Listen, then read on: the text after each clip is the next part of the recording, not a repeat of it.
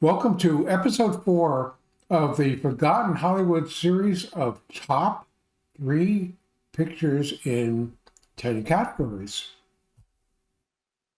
Manny, this has been a great series. I love the concept of Forgotten Hollywood's top 3 picks of all of great films by genre Yeah. during the studio period. Right, 1930 to 1967. 67, right. Kind of things changed then, and I think films took on an adult role, and they were just different. They just felt different. Sure. These films were part of what we call Hollywood's golden age. Yeah. Now, in our last episode, we talked about the Forgotten Hollywood's top 3 of all the Oscar winners, Best Picture, Oscar. That was a tough category. Competing Best Picture against Best Picture against Best Picture. There's a lot of controversy there. What's the category today? Today we're going to do another of your favorite, John, war films. Oh, yeah. Shoot them up. You love war films, right? Yeah. And this is kind of a hard category because are we talking about the Civil War, or are we talking about World War I, World War II? Revolutionary War. I mean, I'd like to confine this to kind of more modern warfare, those traditional war films that you saw, fighting Germany or Japan, those maybe Korea. I've already got number 1. I'm not going to tell you the name, but it's in my head. I know what it is. Go ahead. Go ahead. Okay, well, let me offer an honorable mention first. Please do. Okay. I'm gonna leave off A Guy Named Joe, which is essentially a war film, but it's also a love film with a love picture with Spencer Tracy and Irene Dunne. I'm gonna leave that one off.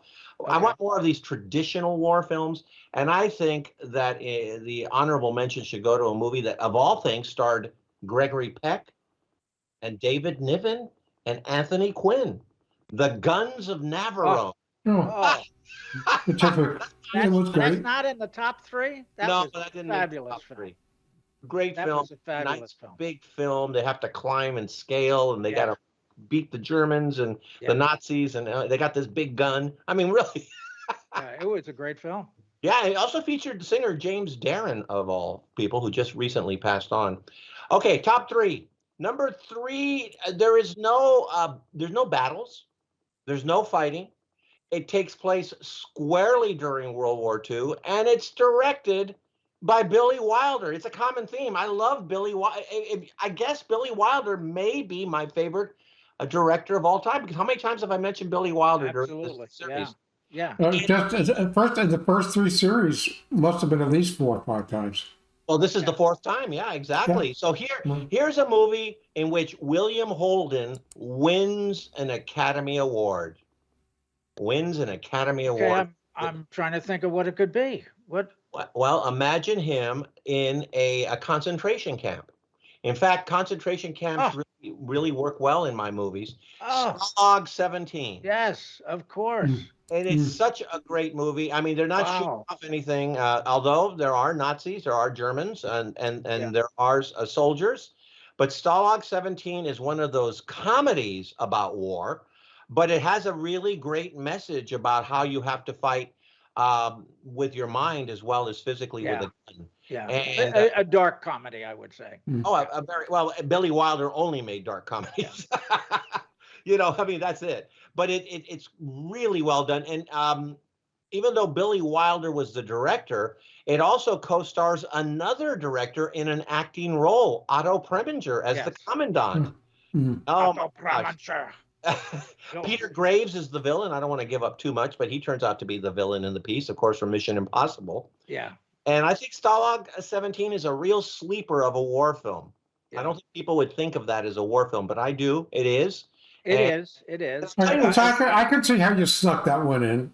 Again, but you know what? Because you have reasons for it, and your reason was Otto Preminger as a performer. I got it. No, I got a better reason, because at number 2 is another Stalag film, The Great Escape. Oh, of course. Oh, yeah. Okay. It takes place. It's essentially the same kind of movie. You redeemed yourself. Yeah, fabulous. I mean, tell me that I'm wrong, John. It's essentially the same kind of movie as Stalag 17. Sure, it is. It really is the same movie. Yeah. I'm going to object on the basis that there's been no battles. Well, in any they're of the shooting choices at so they far. they killed Donald Pleasance with gunfire. I Mhm. mean, I'm I'm they I'm kill. talking Battle of the Bulge, right? D-Day. Come Well, we're on. not done yet. There's still a chance. Still a Bulge. chance. But you know what? Great Escape had a great song. It had Steve McQueen, That and he Steve had McQueen jumping And a there, motorcycle. on It a had a motorcycle. motorcycle. James Yeah. Garner, It Donald was all Pleasance, American. It had a baseball and a mitt. It Sir Richard it had Attenborough. Yeah. I mean, he was Big X. I mean, come on. I'll give you the Great Escape as a an honorable mention, but I'm No, not going to accept it as No. it's number a two. great film. It's big. And not only that, but as much as I love The Great Escape, really, Stalag 17 was a much better movie. Wow. Wow. Really, really. Oh, Come wait, on. wait, John. wait. Good for you, This John. is Made a Forgotten. point. We're not doing Forgotten Coleman. We're doing Forgotten Hollywood. That's right. I thought I got a vote. Forgive Okay, me. redeem yourself, Manny. Redeem yourself on the other reasons you picked Well, The Great once again, Escape. this is one of those films like Around the World in 80 Days, and Yes. and the man, it's got every star in the world, Hmm. and it fights D-Day from start to finish. It is the longest day. Yes, of course. I absolutely have to put that at number one. It's got everybody from John Wayne to Robert Mitchum to Henry Fonda to Roddy McDowell and Sal Mineo and Richard Burton and Rod Steiger. I mean, Yeah. it's everybody, and it tells the day D-Day from the point of view from the Americans and the Germans, and they let the Germans speak in their native language, which I Yes. think is really well done. Yeah. I don't mind the subtitles. I think obviously there's a lot of Hollywood there, but I think they really essentially tell the story pretty accurately. We were losing at Omaha Beach. We needed to do something, otherwise, it was going to just fold. Eisenhower takes a chance. If this fails, I mean, think of the consequences of this operation had failed. And it was so monumental. And I mean, later on, it's redone immaculately with Steven Spielberg and Tom Hanks. But until that happens, this is the definitive movie about D-Day. Well, of Okay. course it is. But I want to know why Sergeant York is not in there. Oh, I mean, really. Come on. that's your choice. Yeah. I like Sergeant Oh, York. okay, wait. I'm going to take John off the hook. Howard Hughes made the same film twice with a bunch of airplanes, and that That's didn't right. make it. That's right. That, to me, I found that to be, obviously I didn't see it at first run.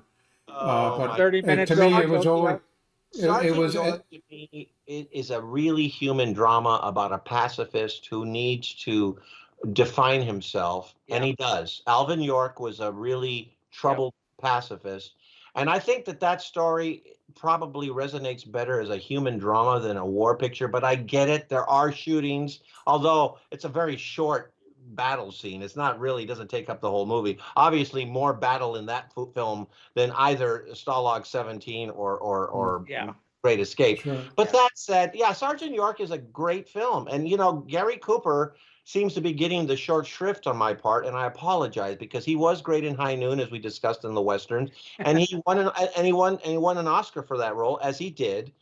He won an Oscar for Sergeant York. Great film. It just doesn't make my top three. Well, it By is the way, it is the Forgotten Hollywood top three. So I and- will give you that. And that- Golden State isn't that the one that either had Red Buttons or Don Rickles? One of them's had one of the comics in there who played a serious role. Red Buttons is in The Longest Day. Don Rickles was in Kelly's Heroes. Yeah, Kelly's Heroes, sure. Yes. Yeah. Okay. And that's past the studio era. I love Kelly's Heroes. I mean, you're not going to get an argument from me. I love Patton, but these are movies that came out after 1967. Right.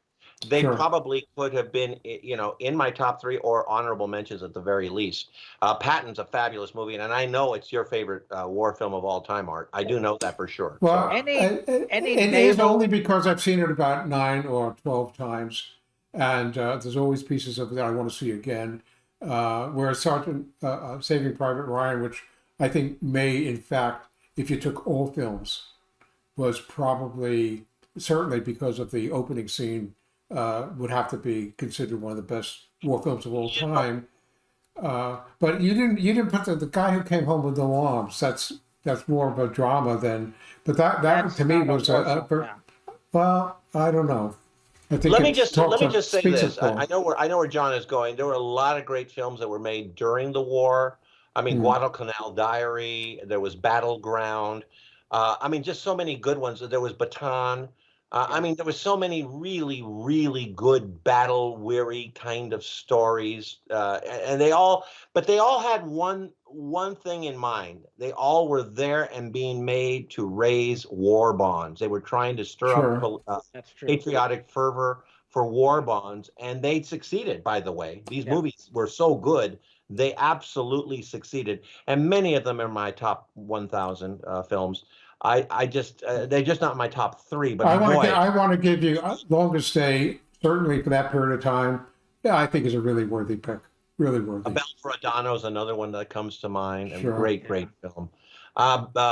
Yeah, there's so many good ones. Well, there's, the thing about war movies is you've got the air war, you've got the naval war, you've got the ground war, you've got various wars. And how about the War of the Press with the story of G.I. Joe telling the story of Ernie Pyle? That was another great film as well. Yep. So no, I understand. Yeah, there's many to But mention. let me talk about something else that's really great. What's really great is we're getting ready for episode 5 of 3 more amazing movies in a genre that's going to be our Forgotten tease. Hollywood's top 3. That's what we're talking about, and we're going to move to episode. Is that 5 already? Episode 5. 5 of Forgotten Hollywood's top 3 of the studio years. For more on Celebrating Act Two, visit our webpage, follow us on Facebook, subscribe to us on YouTube, and tell your friends. Celebrating Act Two is the user manual for the second half of your life.